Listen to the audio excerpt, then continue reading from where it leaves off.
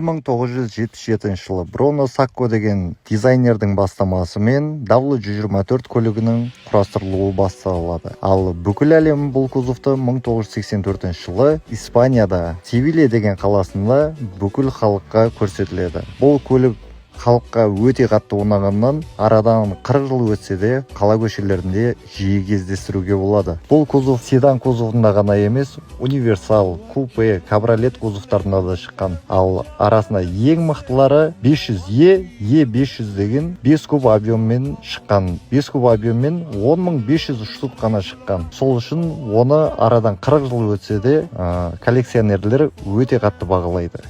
Осы кузовтан бастап E класы пайда болған.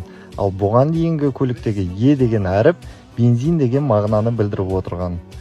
Сіздерге видео ұнаса лайк басып, подписка жасап кетіңіздер. Сіздермен болған W124 History. Сіздердің лайк, комментарийлеріңіз маған тағы да видео жасауға шабыт береді. Ал видеоларымды монтаждап және сіздерге ұсынып отыратын болам. Озвучкада өзім Дүйсенов Алихан.